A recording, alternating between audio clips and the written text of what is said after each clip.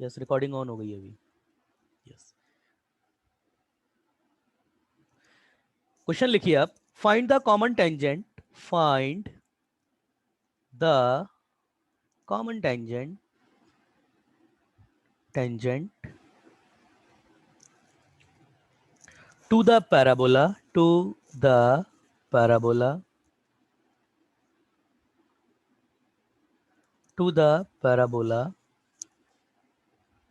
y square equal to 8x। आप बताएंगे इसका solution. y square equal to 8ax and circle x square plus y square equal to 2a square solution. Yes, अब मैं बात करूंगा बच्चों से। माइक सबके ओपन है। सॉल्यूशन तो खैर कोई इसका बहुत बड़ी चीज नहीं है, अब इसकी टेक्निक, क्योंकि क्या है ना, यहां तो अभी चलो ठीक है, देखिए टेंजेंट जो होता है ना सर्कल के केस में बहुत इजी हो जाता है टेंजेंट वाला फंडा। रीजन उसके पीछे क्या है ना, कि सर्कल में एक कंसेप्ट हर बार लग जाता है कि सेंटर से डाला गया परपेंडिकुलर टेंजेंट के परपेंडिकुलर होगा। मतलब सेंटर सेंटर से अगर हम टेंजेंट पे परपेंडिकुलर डालेंगे तो वो रेडियस के बराबर होगा। आई एम सॉरी, ये कंसेप्ट हर जगह लग जाता है। तो इस बिहाफ में सर्कल के केस में टेंजेंट निकालना कंपैरेटिवली बहुत इजी हो जाता है। ये क्वेश्चन आपका कॉम्प्लिकेटेड कब होता है ना, जब एक पैराबोला दे दे और एक इलिप्स दे दे, एक पैराबोला दे दे और एक हाइपरबोला दे दे, या एक पैराबोला दे दे या फिर दूसरा कोई अननोन कर्व हो जाए। अब इसका सॉल्यूशन क्या होगा? यस, किसी बच्चे का माइक ऑन हो रहा है? सबका, सबके माइक ऑन है। अनिकेत कांबड़े आज आपसे बात करते हैं। Aniket, could you please come on the mic? Yes Aniket, आवाज आ रही है अनिकेत आपको? माइक नहीं ऑन है बच्चों का। सर माइक इशू है, माइक इशू है। अब माइक इशू है तो भाई किस बच्चे से बात करें? किस बच्चे से बात करें? कोई भी एक बच्चा, जो भी बच्चा अपना सजेशन देना चाहता है। कैसे होगा ये क्वेश्चन, कैसे करें इस क्वेश्चन को? भाई एक पैराबोला है और एक सर्कल है, मतलब देखो सीन क्या बन रहा होगा ना बेटा, सीन कुछ ऐसा बन रहा होगा, थोड़ा डायग्राम से समझते हैं इसको, है ना। ये तो बेटा मान के चलो ये है आपका ये है आपका पैराबोला। अच्छा सर्कल होगा तो सर्कल इंटरसेक्टिंग बनेगा, क्यों? ये देखिए यहां पर इसकी आप देखेंगे 4,2 है। अगर कोई डायग्राम से भी करे ना इस क्वेश्चन को, तो मतलब ये पॉइंट जो है ना आपका, ये 2a,0 है, ठीक है ना। ये अगर 2a,0, इसकी रेडियस कितनी है? इसकी √2a रेडियस है इसकी तो, और √2a बेटा यहाँ कहीं होगा, तो ये आपका सर्कल है। अब इन दोनों की कॉमन टेंजेंट के बारे में बात कर रहा है। पहले तो सर क्या कॉमन टेंजेंट होगी क्या? बिल्कुल होगी बेटा कॉमन टेंजेंट। देखने में सर दिख तो नहीं रही है, आपको नहीं दिख रही है, मगर वो एग्जिस्ट करेगी कुछ ऐसी। यहाँ ये कुछ यूं जाएगी, इधर से भी एक जाएगी, क्योंकि ये दोनों देखो कभी भी है ना, ये जैसे ये दोनों कर्व है y इक्वल टू एक्स के अबाउट सिमेट्रिक है, तो इनकी जो कॉमन टेंजेंट होगी ना वो भी सिमेट्रिक आएगी। मतलब देखने में कैसा रहेगा ना सीन, कुछ कुछ ऐसा,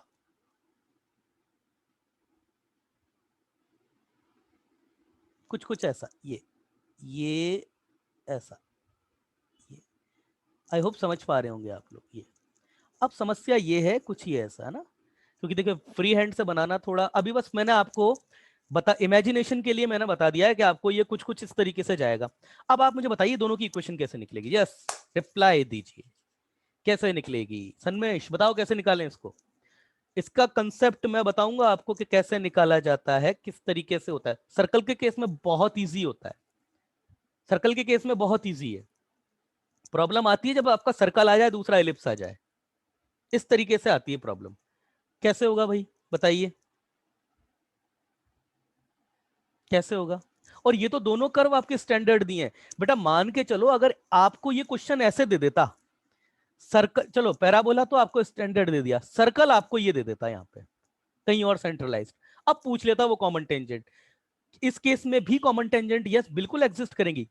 यहाँ कुछ एग्जिस्ट कर जाएंगी, कुछ ऐसे इधर जाएगी और एक इधर, कुछ यहाँ से ये ऐसे आ जाएगी।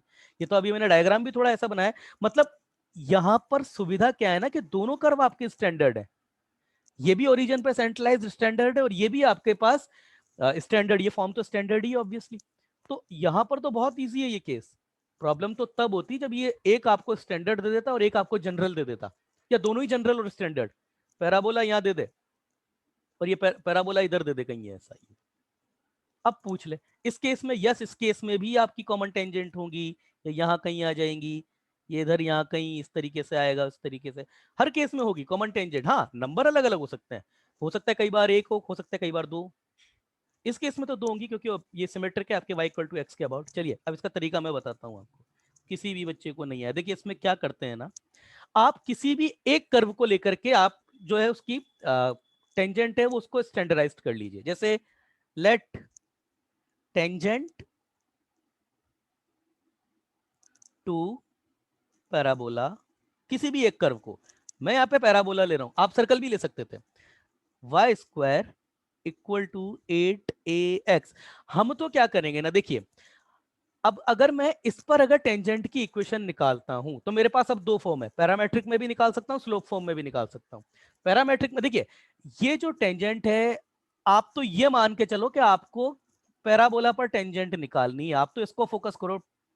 और ये कौन सी टेंजेंट होगी उसको आइडेंटिफाई, इस पर तो इनफाइनाइट टेंजेंट है, हमको वो टेंजेंट निकालनी है जिस पर भी टेंजेंट हो।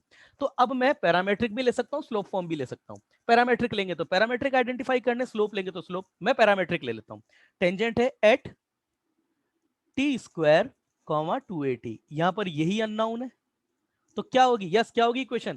माइक सबके ऑन है, बताओ भाई, बोलो रोहित क्या होगी। आपका तो रोहित माइक ऑन है, आप तो नहीं कह सकते कि सर माइक इशू है, बताओ क्या है। रोहित जी आंसर दें, क्या होगा। सर हाँ बोलो बेटा। y is equal to x by t plus 80। शाबाश। अब क्या करें रोहित, अब ये टेंजेंट आपका पैराबोला पे, अरे भाई सर्कल पर भी तो है, तो सेंटर से डाला गया परपेंडिकुलर, सॉरी आपका इक्वल टू रेडियस होगा, यही तो होगा। Now if this is also tangent to circle. देखो रोहित बेटा बात क्या है ना, अगर आपको एक कोई सा भी कर्व दे दे और दूसरा आपको सर्कल दे रहा है तो बहुत आसान है, ये जैसे पैराबोला पर टेंजेंट एज्यूम कर लो, टी के रेस्पेक्ट में भी कर सकते हो, एम के रेस्पेक्ट में भी। रही बात सर्कल की, तो सर्कल से डाला गया परपेंडिकुलर रेडियस कर दो, यहाँ पर सेंटर भी पता है आपको, रेडियस भी पता है, तो उस वाली इक्वेशन में टी अननोन फैक्टर होगा, टी आइडेंटिफाई हो जाएगा। अब तुम इतना तो समझ ही पा रहे होंगे, क्योंकि यहाँ पर दोनों, इधर मॉड आएगा इधर इस रूट आएगा, तो दोनों साइड स्क्वायर करोगे, टी में क्वाड्रेटिक बन सकती है, और टी के ज्यादा से ज्यादा दो रूट पॉसिबल है। समझ में आ रही बात यस सर। है ना। तो टी के ज्यादा से ज्यादा मतलब कॉमन टेंजेंट। और एक बात और मैं बता दूं, सिमेट्रिक कर्व की इस, दोनों सिमेट्रिक हैं, ज्यादा से ज्यादा यहाँ पे दो ही टेंजेंट लाई कर सकती हैं।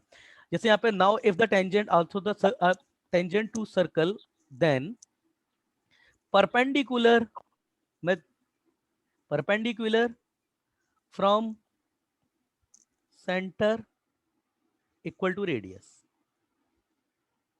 रेडियस। और जैसे ही इस इक्वेशन को अप्लाई करेंगे आप, यहां से सेंटर क्या है 0,0, फॉर्मूला आप सबको पता है, ये लाइन है आपके पास, लाइन को आपको थोड़ा स्टैंडर्डाइज फॉर्म में लगाना पड़ेगा, y minus x upon t minus a t equal to 0, ये है लाइन आपके पास। तो जैसे ही इस पे अप्लाई करेंगे आप, तो क्या होगा, रेडियस कितनी है, √2 है, तो √2a इक्वल टू, ओरिजिन से इस पे डाल लीजिए परपेंडिकुलर, तो ये 0 और माइनस ए, ये एक्स अपॉन टी, तो ये 0 upon t minus a T, और बेटा इसका मॉड आ जाएगा अपॉन अंडर रूट वॉट, 1 का स्क्वायर प्लस 1 अपॉन टी का स्क्वायर। समझ पा रहे होंगे आप लोग, ठीक है ना। तो ये कितना हो गया आपके पास में, √2a इक्वल टू मॉड आ जाएगा यहाँ पे ए टी। मैं काम करता हूँ इसको थोड़ा अच्छे से लिख लेता हूँ, तो ये 1 प्लस टी स्क्वायर, और बेटा ये जो टी था ना, रूट जाकर के ऊपर जाएगा तो ये आ जाएगा, और ये मॉड है। अब मॉड का हटा करके क्या करेंगे, दोनों तो इधर रूट है इधर मॉड है, लगाओ स्क्वायर करो, तो 2a square equal to 1 plus t square equal to a t square, यही आएगा।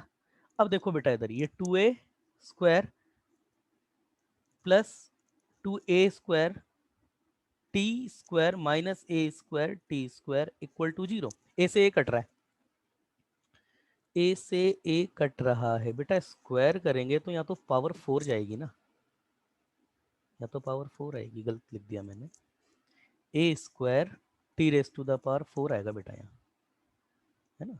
और ये यहाँ कितना आ जाएगा आपका, ये a square t raise to the power 4। अब ए क्योंकि जीरो नहीं हो सकता, मुझे पहले ही काट देना चाहिए था, तो ए आपका जीरो में जा सकता है, 2 plus 2t square minus t raise to the power 4 equal to 0। क्या करें रोहित? अब टी स्क्वायर में क्वाड्रेटिक बन गई मेरे भाई, टी स्क्वायर में क्वाड्रेटिक बन गई है। यस,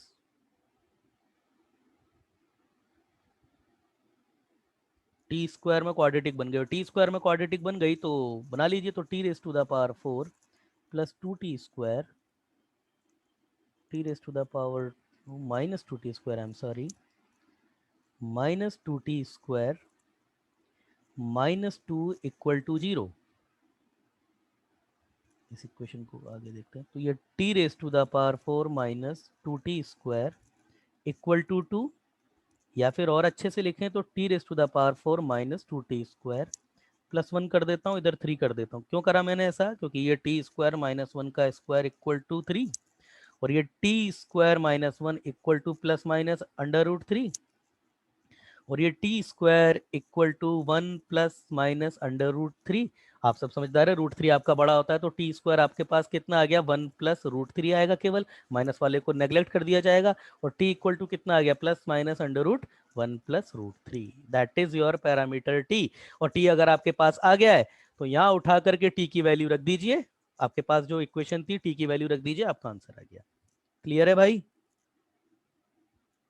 क्लियर यस है ना? ये है क्वेश्चन आपका। सर, हाँ बोलो। मैक्सिमम 3 टेंजेंट पे आ सकती है ना? नहीं, 3 नहीं जब है, 3 नहीं। 2 कर्व टच करेंगे तो? नहीं, वो कर्व के ऊपर डिपेंड करेगा ना, कर्व कैसा कैसा है आपके पास में।